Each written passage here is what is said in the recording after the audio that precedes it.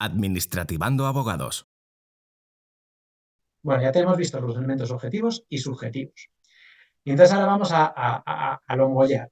Vale, ya tenemos responsabilidad patrimonial, ya sabemos quién es el lesionado, hay relación de causa-efecto, el daño es antijurídico, es evaluable económicamente y vamos a ver. ¿Cómo calculamos el daño? Pues como os he dicho antes, el primer principio de todo el sistema es una reparación integral. Y una reparación integral quiere decir de todos los daños, de los físicos, de los patrimoniales y de los morales. ¿Cómo se puede hacer esa reparación? In natura, es decir, arreglando aquello que se ha roto, o, cuando no es posible, mediante una indemnización. Se valora lo que se ha roto o el daño que se ha producido y se abona una indemnización sustitutiva. Pues los daños los que os he dicho. Ya os los he dicho, no vuelvo a reiterar. Pueden ser patrimoniales o no patrimoniales.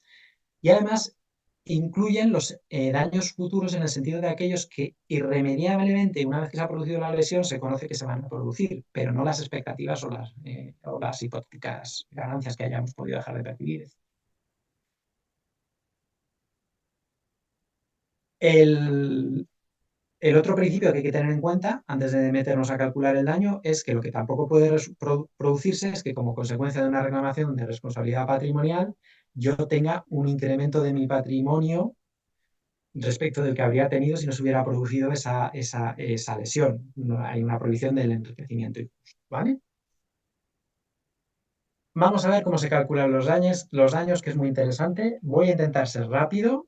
Son ahora mismo -4. Voy a intentarlo dar muy rápido, porque esto se podría hacer un webinar solo para hablar de ello. Daños patrimoniales. Con carácter general, los daños patrimoniales que se producen en las cosas, según la ley, se van a indemnizar, artículo 34 de la ley del procedimiento jurídico, por los valores fiscales o por su valor en el mercado.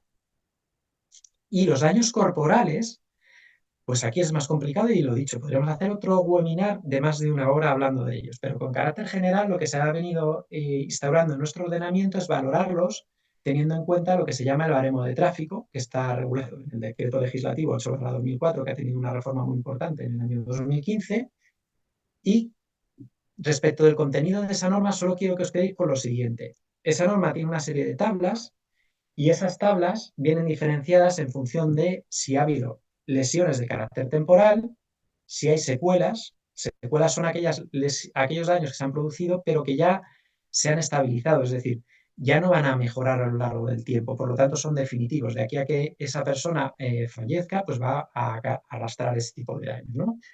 Y por causa de muerte. En el caso de los daños, de las lesiones temporales, además, quiero que os quedéis con que existen una serie de conceptos que son el perjuicio personal básico, el perjuicio personal patrimonial y luego el daño emergente y el lucro cesante. El perjuicio personal básico es aquel que se produce por el mero hecho de haber tenido la lesión, ¿vale? Y está tasado en esa norma que os digo, actualmente con la actualización que han tenido en el año 24, porque se actualizan los valores conforme al índice de las pensiones, en 37,06 euros al día.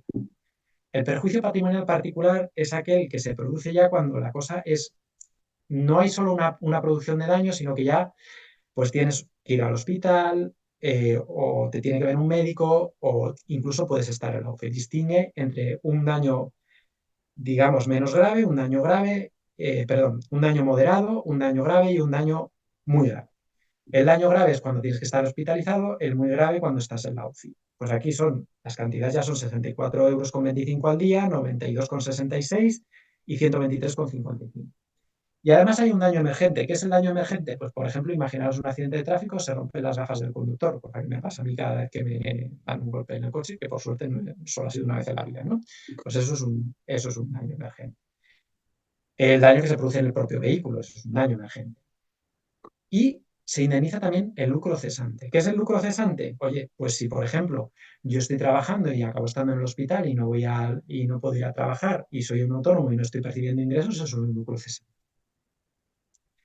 Si simplemente soy una persona que trabaja en el hogar y no estoy trabajando hay lucro cesante, bueno, pues sí puede haber lucro cesante, porque el hecho de que, por desgracia, en mi opinión, no se reconozca ese trabajo que se realiza por muchas personas en su propia casa, no quiere decir que yo haya tenido que dejar de hacer ese trabajo y o tenga que contratar a una persona o tenga que pedirle a alguien que lo haga por mí, ¿no? Pues en este caso, el procesante, por ejemplo, de este tipo de casos se calcula en 0,40, perdón, en 0,43, en 43 euros. Las secuelas, como os decía, las secuelas es cuando ya esas lesiones que yo he tenido no van a desaparecer, se han estabilizado y por más rehabilitación que me den o por más que se pueda intervenir, no van a desaparecer. También se distingue entre un baremo, digamos, económico o personal básico y entre un personal particular, lucro cesante y daño emergente. ¿Cómo se valoran esas secuelas? Pues esa norma tiene una serie de definición de secuelas y les otorga una serie de puntos. Cada punto de secuela más o menos está entre 700 y 1.200 euros, por la media unos 1.000 euros, ¿vale? Para que os hagáis una idea. No es así, hay que ir a las tablas y hay que verlo punto a punto. Las secuelas pueden ser físicas, me afectan a la movilidad o tengo una amputación. Puede haber secuelas concurrentes, es decir, hay varias secuelas, no solo una, no solo me han amputado un brazo, sino que además tengo un dolor por el nervio, o además tengo un esguince cervical, o además tengo fusionadas dos vértebras. Bueno, pues esa ley establece cómo se tienen que calcular con una fórmula que se llama Van-Ansar, que no la voy a aplicar, pero que está ahí en la ley, que si la necesitáis, pues la podéis consultar. Pueden ser agravatorias de otras persistentes. No es lo mismo que yo ya tenga, pues por ejemplo, porque tengo un defecto de escoliosis desde el momento en que he nacido, un dolor de espalda y que me produzca un accidente y ese dolor de espalda pues vaya a más. La secuela que me queda no puede tener en cuenta o tiene que descontar esa secuela previa que yo ya tenía de mi escoliosis porque ya me dolía la espalda, ¿vale? Hay que ver cómo se ha agravado esa lesión. Más cosas que os pueda contar en relación con las secuelas, pues se valoran las secuelas estéticas. Si he tenido una quemadura, si he tenido secuelas que me afectan a la cara, también tiene una valoración aparte y distinta de las otras secuelas. Será mayor o menor en función de si la secuela se puede corregir con una intervención estética o no, de si afecta a mis relaciones sociales, de si afecta a cómo me relaciono con los demás y produce otro tipo de... ¿Vale? Daño emergente, lucro cesante, no entro porque si no, no hay. Fallecimiento, el fallecimiento lo mismo. Hay otra tabla específica dentro de esta norma que regula el fallecimiento y regula que con carácter general tienen derecho a indemnización, pues obviamente los ascendientes, los descendientes, el cónyuge y una serie de personas que se consideran allegados. Hay una indemnización fija, que es por el mero hecho de que se haya producido el fallecimiento, y luego hay otra serie de indemnizaciones que van en función de cómo afecta ese fallecimiento, de la edad que tenía el fallecido, de si había convivencia previa o no. Bueno, hay que acudir a esas tablas, ¿vale? No podemos detenernos aquí porque ya os digo, tendríamos que hacer un webinar de cómo usar esa ley, pero bueno, está la norma, somos capaces de entenderla los abogados. Quedaros con que, aunque la entendamos los abogados, no se puede ir en un completo de responsabilidad patrimonial si eres el lesionado sin un perito económico, sin un perito doctor que certifique las secuelas y con un perito que haya hecho una valoración de esas secuelas. O esas no. Por ejemplo, en un accidente de tráfico, si te duele la espalda y no tienes ningún tipo de daño, digamos, que vaya a dejar una secuela o que necesite rehabilitación. Si no vas dentro de las 72 horas siguientes a un centro médico, ese centro médico dice que el dolor de espalda viene de ese golpe, los seguros con carácter general no te lo reconocen. Esto es una curiosidad, pues, para que las diapositivas pues las tenéis aquí un poco, que intentan explicar esto, pero mi recomendación es que vayáis siempre a la ley.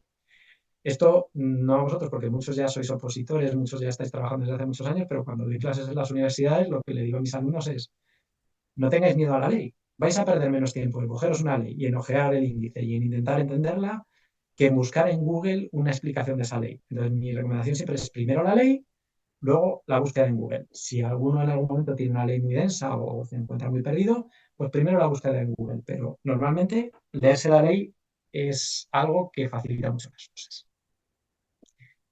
Bien, en cuanto al procedimiento, ya hemos visto los elementos subjetivos, objetivos, hemos visto cómo se calcula el daño.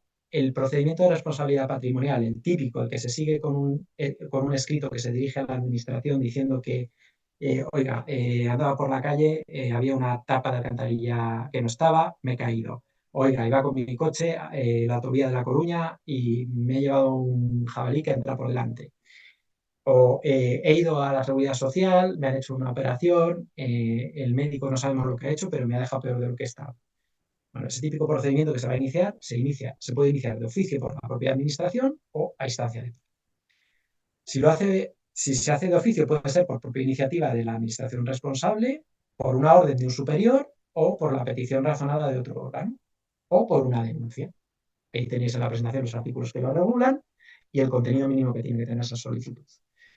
Si es instancia de parte, pues habrá que hacer una solicitud que tiene que cumplir una serie de requisitos y que tiene que básicamente decir que se ha producido un daño, que ese daño ha tenido una causa, un efecto lesivo, que esa lesión es económicamente evaluable, que es antijurídico y que existe relación de causa y efecto. Y ese escrito muy importante deberá proponer prueba, lo que os decía antes. Hay muchas veces que las reclamaciones pecan de falta de prueba y cuando llega el último momento, que ya es en el procedimiento judicial, la sentencia es sí, se ha acreditado que se ha producido un daño, sí se ha acreditado que es causa del funcionamiento normal o anormal del servicio, sí se ha acreditado que ese daño es evaluable económicamente, pero no se ha probado bien lo que vale ese daño. Pues como no hay prueba, se acabó. O no se ha probado la relación causa-efecto, pues se acabó la reclamación. Esto es malo para el que reclama, ¿vale? Yo estoy hablando ahora en mi faceta actual de normalmente reclamante, pero si me ve la faceta de defensor de la reclamación, es decir, la administración la que me quieren imputar un daño, pues la falta de prueba es algo que siempre voy a alegar. Usted no ha probado los elementos que tenía que probar y como no los ha probado, pues no se puede resolver que exista esa responsabilidad patrimonial, esa relación causa-efecto, etc.